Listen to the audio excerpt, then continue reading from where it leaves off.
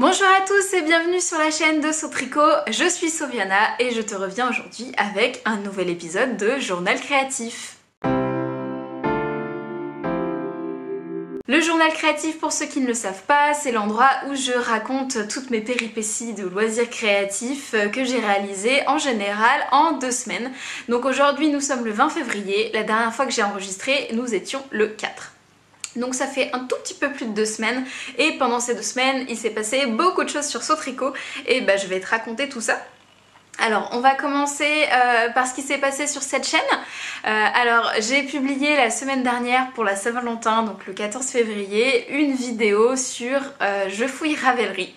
Alors pour ceux qui ont eu un petit peu peur quand j'ai lancé la vidéo, effectivement YouTube propose une alerte et demande si on a bien 18 ans pour pouvoir regarder la vidéo. J'ai souhaité laisser cette alerte là parce que c'est une vidéo où je montre plein de choses que j'ai trouvées sur Ravelry et dedans il y a de la lingerie, donc il peut y avoir des gens en sous-vêtements et il y a aussi des projets coquins. Et donc pour que ça choque personne et pour que les gens qui soient gênés ou pudiques de regarder ce genre de vidéo ou qui aient par exemple des enfants dans les parages, j'ai préféré laisser l'alerte.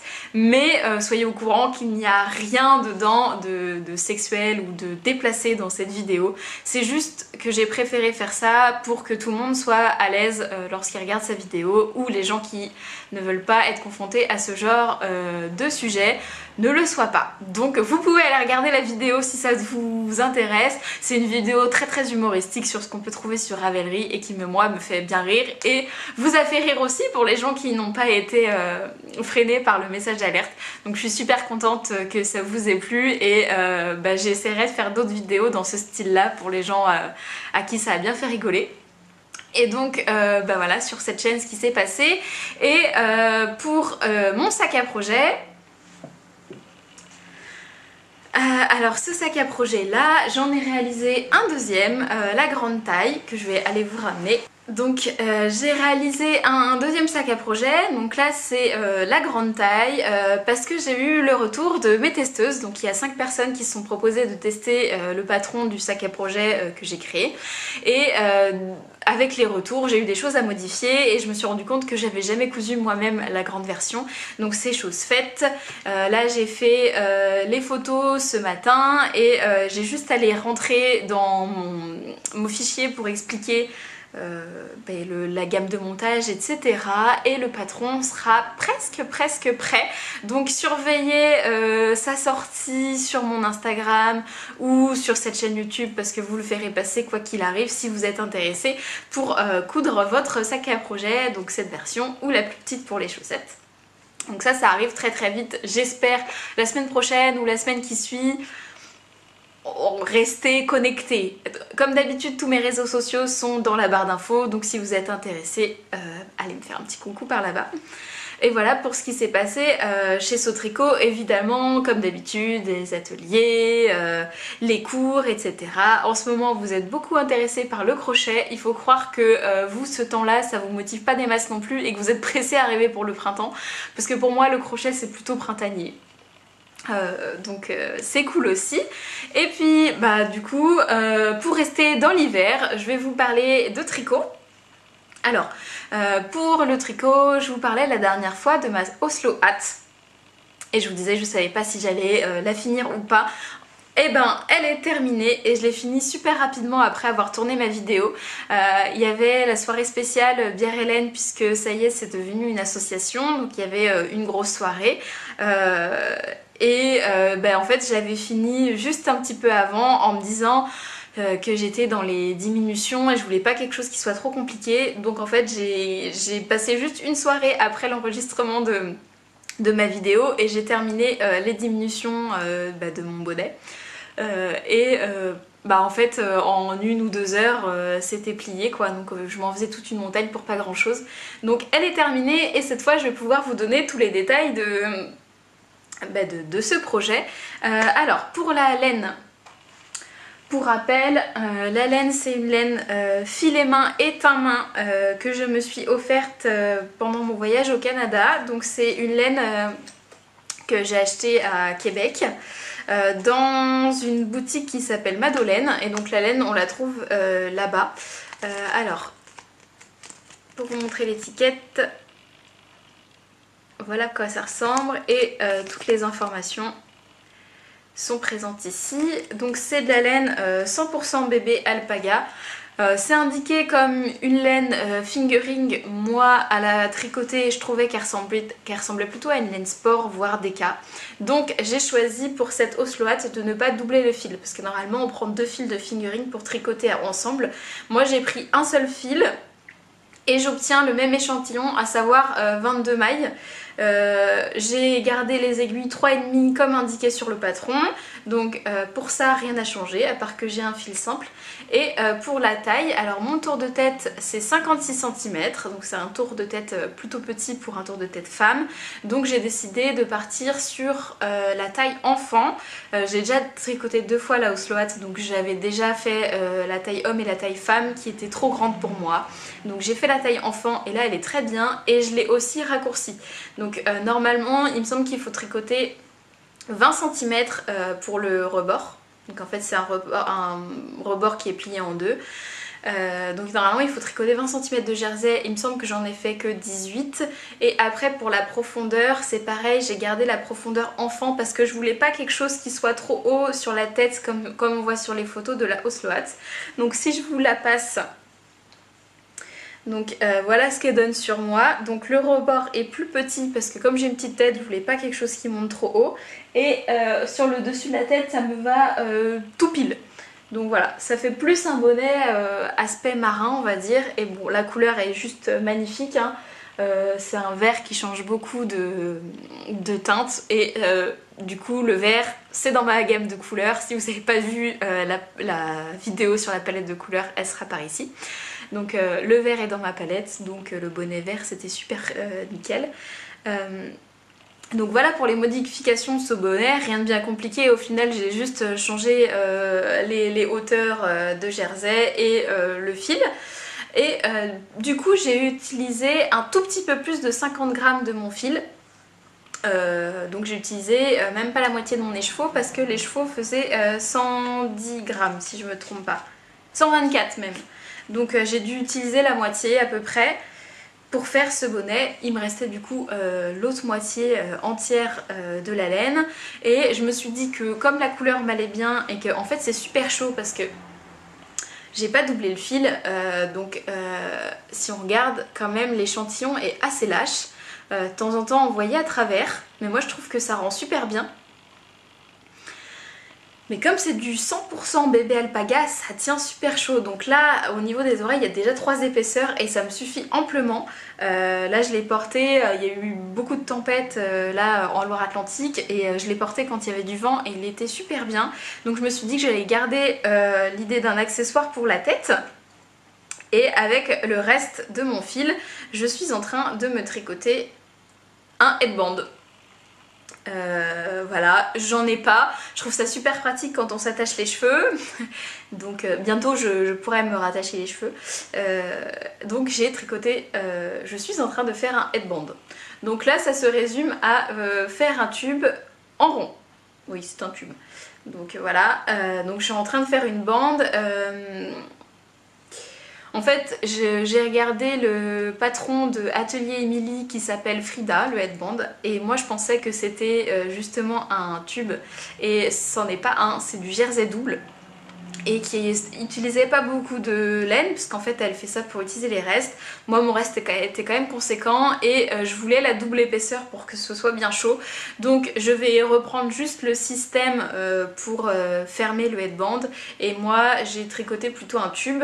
Donc en fait c'est comme si je faisais une grosse chaussette, hein. Voilà, j'ai monté 60 mailles comme pour des chaussettes et du coup je les tricote avec les mini circulaires en 2,5. Donc là c'est vraiment au feeling. Alors ce que je trouve génial c'est que je découvre encore une fois la laine. Alors sur ma Oslo j'étais en 3,5 et là je suis en 2,5. Je sais pas si on va bien se rendre compte de la différence d'échantillon. Il y a quand même une taille d'aiguille en dessous. Là les mailles sont très très lâches et là c'est vraiment un tissu qui est dense et qui est bien serré. Je trouve qu'elle fait encore plus moelleuse la laine. Et ça me donne l'impression qu'aussi elle est plus foncée. Mais je pense que comme le tissu est plus dense, ça donne cette impression là. Donc j'en suis super contente et comme quoi l'échantillon ça joue beaucoup. Donc je pense qu'il va me tenir encore bien chaud. Donc là j'aurai double épaisseur, hop, ça va venir comme ça.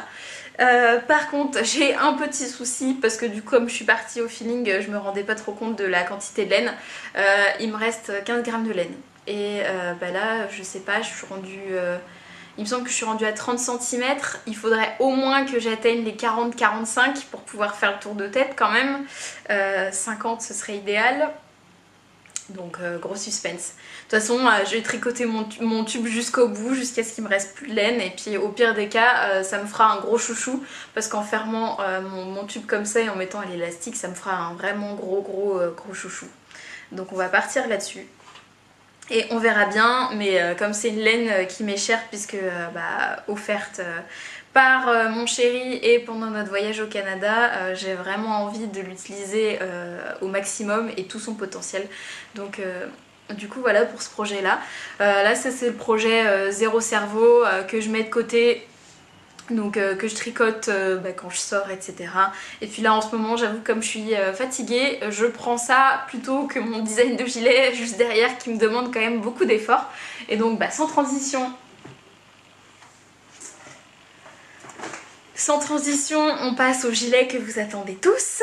Alors mon design de gilet, alors il a beaucoup avancé après le podcast et puis là depuis une semaine j'y ai pas touché parce que fatiguée et j'avais pas envie de me mettre sur la dentelle, etc. C'est ça aussi le souci quand on est monoprojet, hein, c'est que du coup il y a des fois où on n'a pas envie, on a envie de faire autre chose et en même temps j'ai pas la force de monter un autre projet. Donc mon gilet a quand même bien avancé. La dernière fois je faisais les demi-devants et là la joie du bleu marine, j'ai fini les demi-devants et j'ai fini le dos et donc j'ai raccordé aux épaules.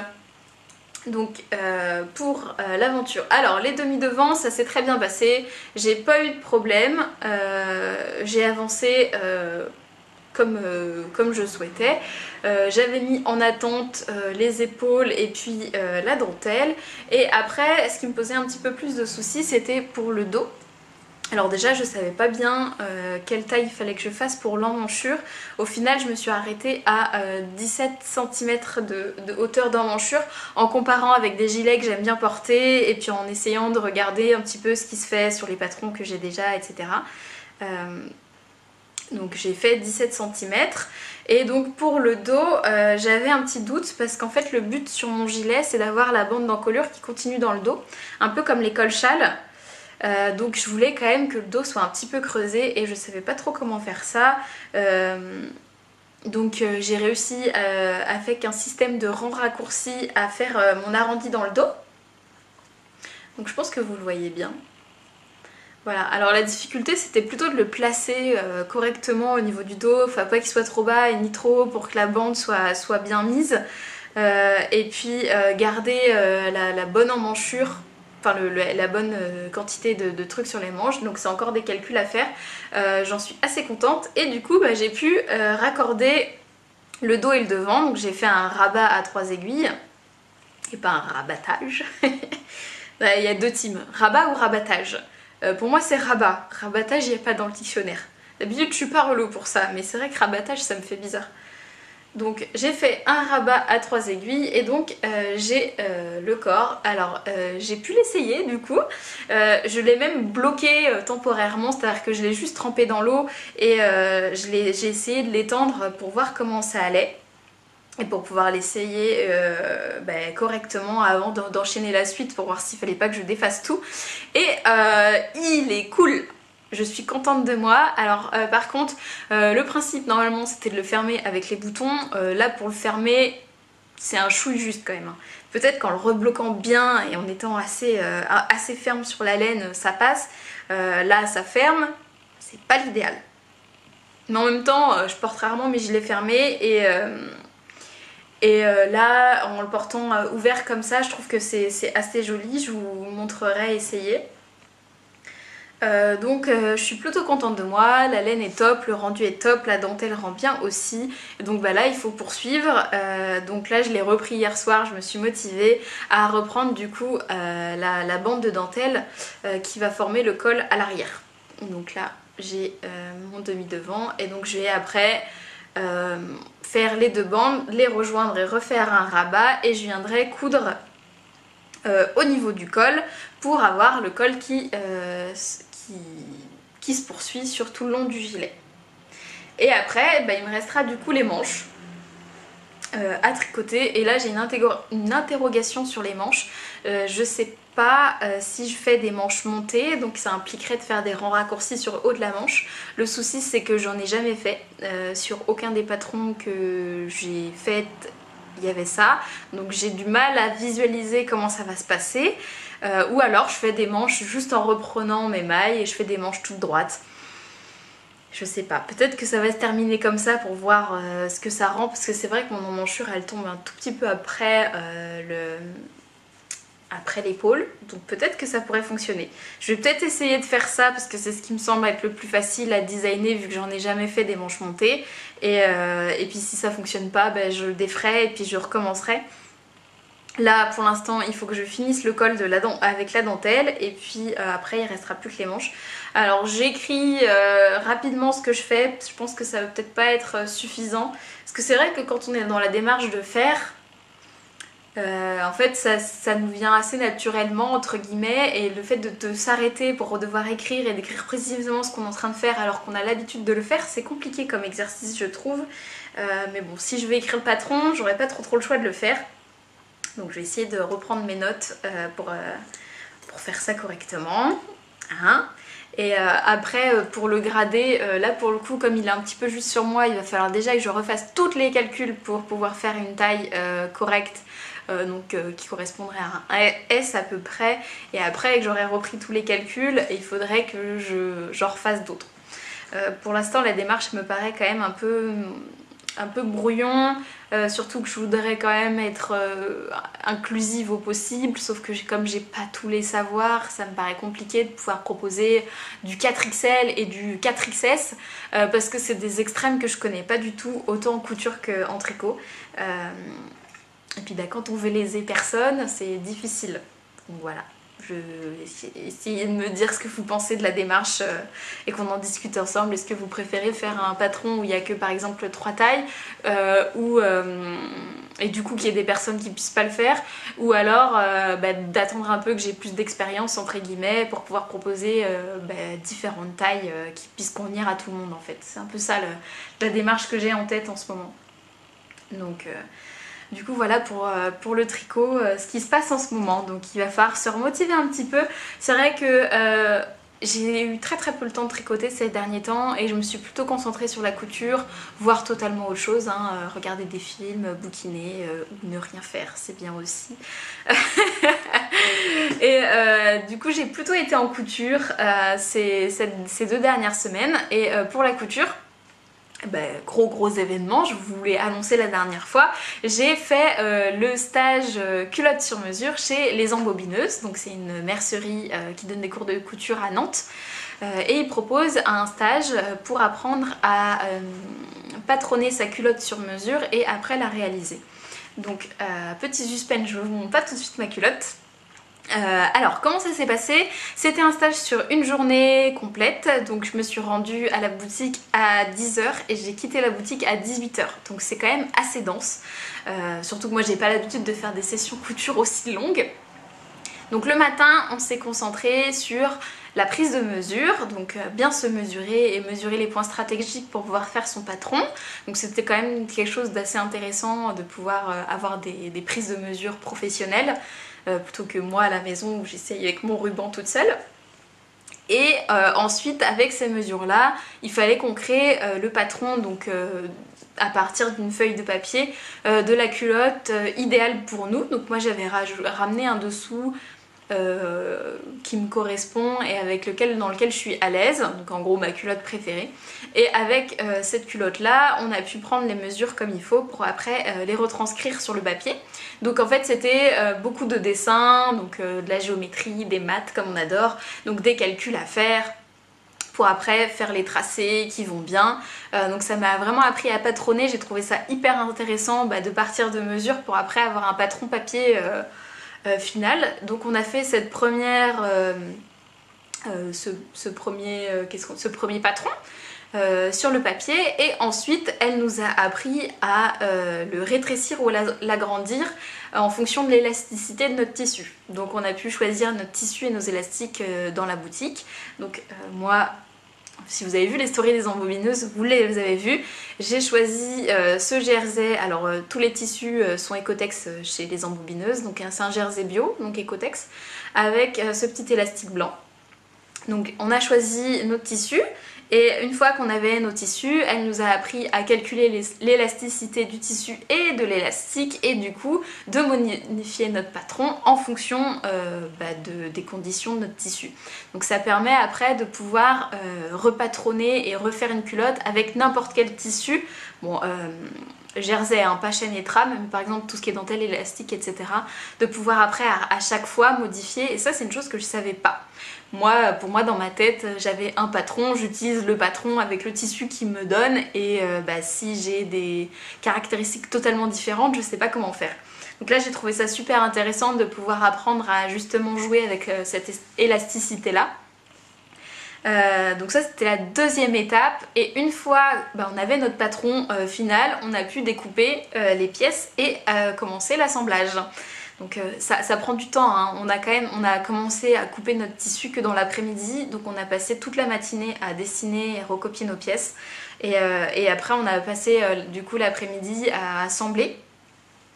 Donc assembler du tissu jersey et assembler des élastiques. Alors pour le coup le jersey j'avais déjà cousu, les élastiques pas très bien, et alors heureusement que j'ai pris un cours parce que c'était une catastrophe. Alors je vous montre le résultat. Alors à l'intérieur ça sera encore plus visible. Donc on a une jolie couture tout en zigzag, voilà, c'est mes premiers élastiques quoi. C'était pas parfait, c'est hyper difficile à maîtriser parce que le tissu élastique, l'élastique faut le tirer en même temps, etc. Donc on a mis 2 heures à monter les élastiques pour une culotte, hein. C'est quand même... J'avais les sueurs froides, j'étais crevée, j'en pouvais plus. J'ai râlé plus d'une fois sur les élastiques quand même, parce qu'en plus j'ai pas amené ma machine à coudre, j'ai travaillé avec les machines à coudre de là-bas, et quand on a des habitudes sur une machine c'est difficile de passer sur une autre, donc on a des automatismes classiques. Donc voilà, on a appris à monter ces élastiques là, non sans mal, mais c'était super cool de pouvoir voir ça en cours. Maintenant il faut que je m'entraîne, et à la fin on a du coup essayé notre culotte pour vérifier si elle nous allait bien, si tout était correct pour nous, donc voilà. Et après, parce que ça c'était la première toile, et après du coup elle nous a expliqué comment modifier notre patron pour avoir la culotte parfaite, idéale. Donc moi j'ai eu un petit coup de bol, ma culotte était déjà très bien, donc je lui ai demandé pour des modifications, par exemple si on veut plutôt faire un tanga, une taille haute, etc. Donc elle m'a expliqué comment faire. Et donc pour vous montrer le résultat, voici ma petite culotte que j'ai réalisée pendant le cours, donc rose avec les élastiques apparents. Moi sur le devant elle est un tout petit peu échancrée pour laisser apparaître les cuisses, parce que moi j'ai souvent des problèmes sur le devant des culottes, et sur le derrière elle n'est pas entièrement couvrante, en fait elle vient mi-fesse, voilà. Et sinon pour l'élastique etc, nickel, parce que du coup on pouvait lui demander si on aime que les élastiques soient serrés ou tout juste, du coup c'est super bien. Maintenant j'ai mon patron de base de culotte, donc là je l'ai porté 2 jours, bon, pas d'affilée hein, on est d'accord, je l'ai porté 2 jours pour vérifier que j'étais bien confortable dedans, s'il n'y avait rien qui me gênait. c'est nickel. Donc là je vais me lancer pour faire des nouvelles culottes avec des nouveaux tissus. Donc il me restait des tissus de chez les embobineuses justement de quand j'ai fait les caleçons pour Francis. Donc comme il m'a dit que c'est bon, il a assez de caleçons et moi j'avais prévu de lui en faire d'autres, et bah je vais garder le tissu pour moi. J'ai été à m'acheter une petite dentelle et des élastiques et je vais essayer de faire ça pour m'en faire d'autres des culottes, parce que quand même c'est super chouette d'avoir ses sous-vêtements soi-même. Donc moi d'habitude je porte pas ce genre de culottes en coton, je suis plutôt dentelle, donc je vais essayer d'adapter pour faire avec la dentelle. Et donc voilà pour ce stage. Si vous avez envie de prendre des cours chez les embobineuses, n'hésitez pas, elles sont super pédagogues, elles prennent le temps. Il y a plein de cours différents, vous pouvez aussi prendre des cours à la carte si vous avez des doutes par exemple sur une technique ou une autre. Là il y a plein de cours hyper intéressants qui arrivent. Il y en a un justement pour la colorimétrie, si ma vidéo vous suffit pas. Il y en a pour la teinture végétale aussi, donc à surveiller pour les gens qui sont dans la région. Pour les autres, je suis désolée, cherchez les boutiques autour de chez vous. Donc voilà, pour ce cours de culotte, je suis ravie. C'est parti, je suis lancée dans le sous-vêtement. Et donc pour continuer sur la couture, le fait d'avoir fait le cours et d'avoir appris à patronner, à utiliser justement les outils de mesure, etc., ça m'a mis en confiance pour pouvoir modifier les patrons que j'ai déjà. Et je vous ai dit que je voulais faire le gilet sauge de Anna Rose Pattern. Et je me suis dit que finalement, peut-être que je serais capable de le faire moi-même, ce patron de gilet, avec une base que je connais, que j'ai déjà. Parce que voilà, pour éviter d'acheter un nouveau patron, de dépenser de l'argent dans quelque chose que je saurais faire. Moi je suis quelqu'un qui est quand même assez économe, hein, pas radine, mais si je peux le faire moi-même, je le fais moi-même. Donc voilà. Et pourquoi pas essayer tant qu'à faire. Et donc je suis partie. Alors j'ai ce bouquin qui est très bien, qui s'appelle Coudre le stretch de Marie Poisson. Je l'ai depuis un moment et j'ai très peu cousu dedans. Ce qui est quand même fort dommage parce que les patrons sont super bien. C'est juste que j'ai commencé à coudre le jersey, j'étais pas très à l'aise. J'avais encore mon ancienne machine avec le point zigzag qui m'avalait des fois les tissus. Donc du coup je n'ai pas vraiment exploité le bouquin. Mais comme du coup j'ai fait le cours avec le jersey, les élastiques, ça m'a mis en confiance. Et que là j'ai quand même, maintenant j'ai une surjeteuse. Je vous le redis si jamais vous ne saviez pas, j'ai une surjeteuse. Et j'ai envie de me remettre sur ce bouquin là qui est plein de basiques, avec plein de modifications possibles et inimaginables, plein de cols, etc. Donc une mine d'or si vous l'avez pas, si vous êtes comme moi par exemple, à avoir le trop top d'Ivanès et à le faire 15 fois parce qu'il y a 15 modèles différents, ce livre est pour vous. Et donc je suis partie du modèle Jeannette. Donc le modèle Jeannette, c'est la marinière sweatshirt, donc à la base avec différents cols, différents bas et différentes manches. Et donc moi je suis partie, je me suis dit dans l'idée que j'allais me faire le gilet sauge, donc je vous remets la photo. Donc je voulais un col V et je voulais un petit peu les manches bouffantes et bouffant au niveau de la taille, ou du moins un gilet cropped, donc qui arrive à la taille.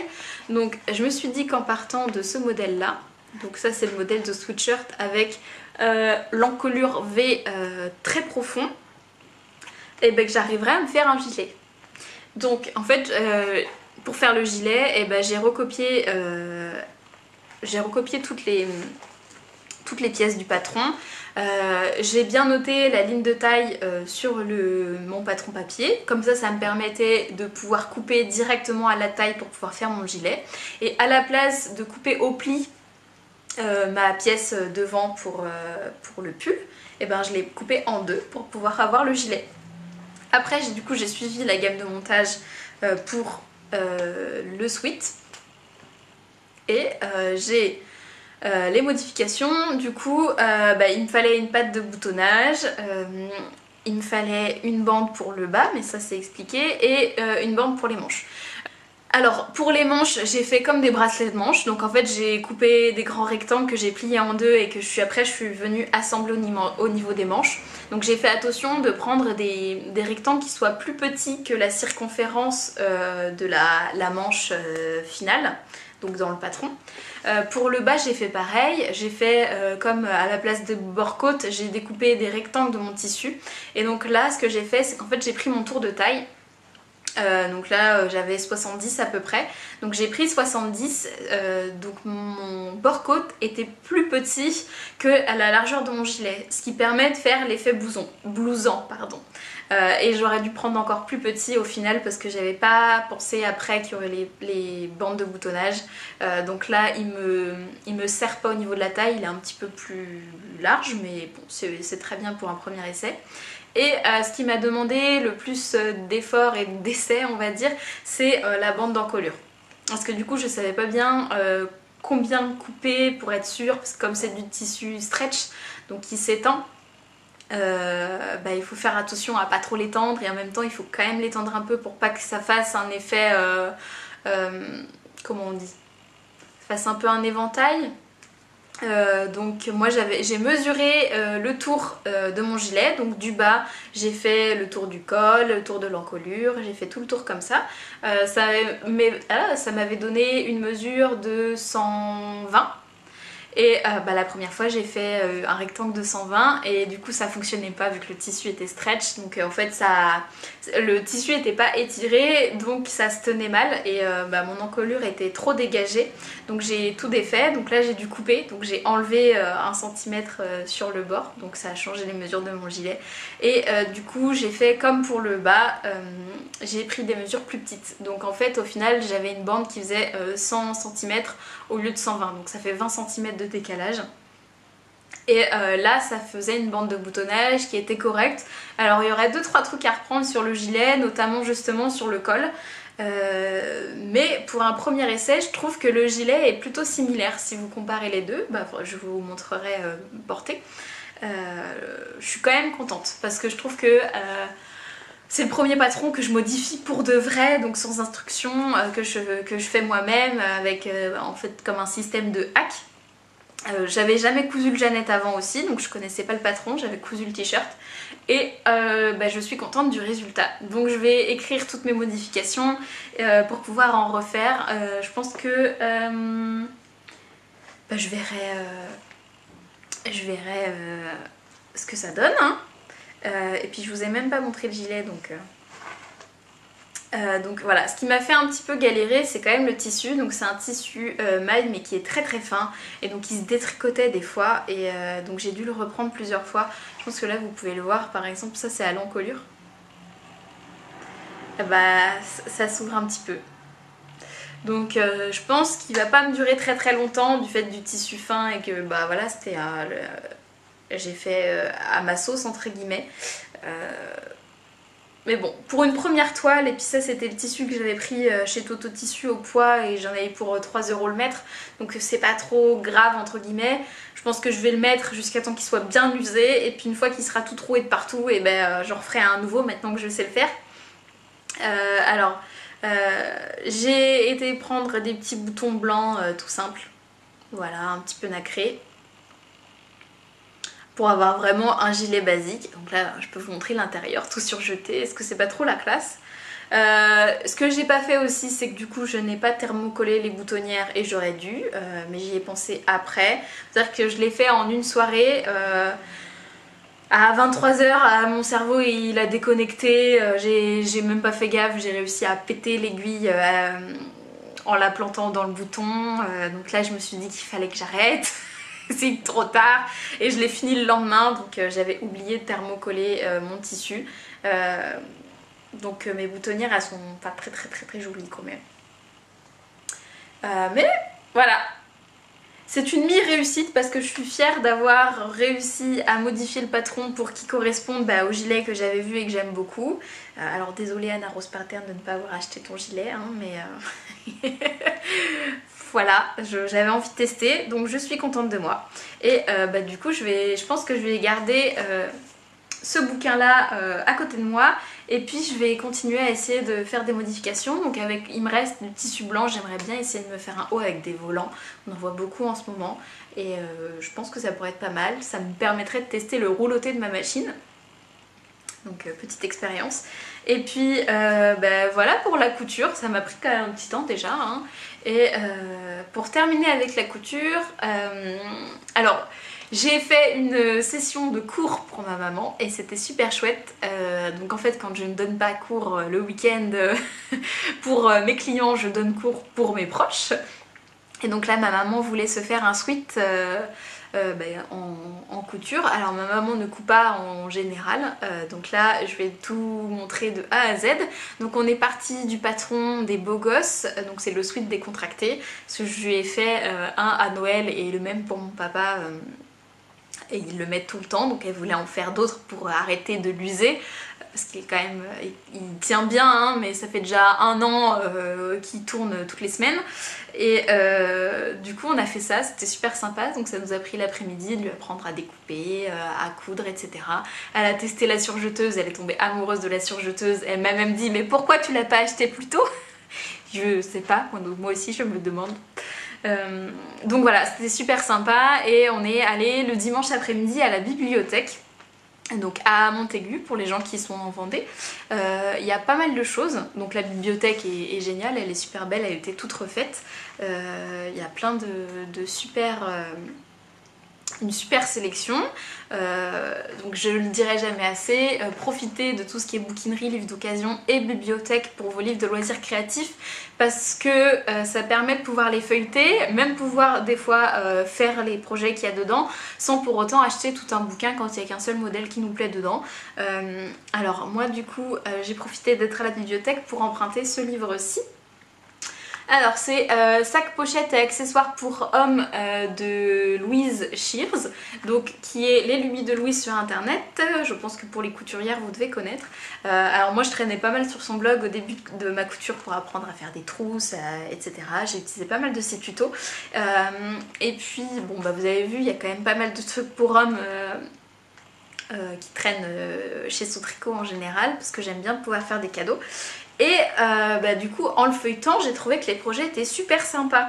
Alors ils disent pour hommes hein, mais en vrai c'est pour tout le monde, c'est des sacs donc c'est pas genré, c'est juste qu'effectivement il y a quand même peu de choix pour les hommes, donc je trouve ça chouette elle est tournée, ses choix de fournitures et ses choix d'accessoires pour plaire à un public masculin, parce que la couture c'est pas que pour les femmes, au contraire.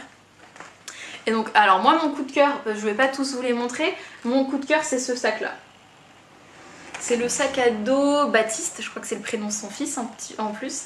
Voilà, donc sac à dos tout simple mais en cuir comme ça, hyper chouette. J'avais envie de m'en faire un, donc je pense que je vais utiliser le patron. Et celui qui a plu à tout le monde, alors je vous le retrouve. Alors le patron qui m'a fait emprunter le livre et que du coup mon père, Francis et ma mère m'ont demandé, c'est les chaussons. C'est génial, je trouve ça génial qu'elle ait mis ça dans ce bouquin. Donc c'est un patron pour faire des pantoufles. Trop cool. Voilà, pourquoi pas. Ça pourrait être une première approche pour les chaussures. Donc c'est les mules Émile.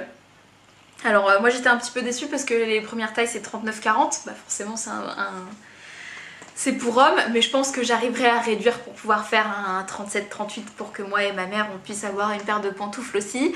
Voilà, alors franchement tous les modèles dans le bouquin sont hyper sympas, donc je vais peut-être penser à me l'acheter. Donc là je vais essayer, donc là j'ai le livre pour 3 semaines, hein, c'est une bibliothèque. Je vais essayer de décalquer le patron des pantoufles et d'en faire une paire pour voir si les explications me correspondent. Et si c'est le cas, je pense que je m'achèterai le bouquin pour pouvoir après faire les autres sacs. Et dedans il y avait aussi des modèles de portefeuille et de porte-monnaie. Et donc j'avais envie de lire les explications puisque comme vous savez je suis en train de broder quelque chose pour faire un porte-monnaie pour moi. Et du coup j'aime bien mixer les poches etc. pour que j'ai le portefeuille vraiment... comme je l'imagine, qu'il soit pratique, etc. et qu'il puisse traîner pendant des années. Donc en fait, à chaque fois que je vois des trucs de portefeuille, je jette le nez dessus pour pouvoir voir comment c'est fait, etc.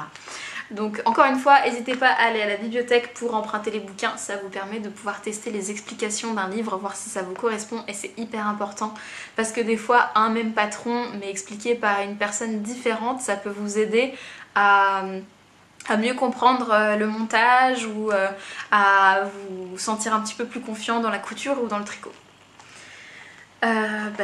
Donc voilà, sur ces belles paroles, on a terminé sur ce que j'ai fait pendant ces 2 semaines. Donc là je vais continuer mes projets tranquillement, ma broderie avance de son côté, je vous la montrerai quand ça sera un petit peu plus avancé. Et puis d'ici là, vous allez voir d'autres vidéos apparaître par ici, dont la vidéo lookbook tant attendue, hein, je sais, elle a été tournée, elle sera bientôt en ligne. Et comme d'habitude, les petits commentaires par ici, et puis moi je vous dis à une prochaine vidéo. Salut!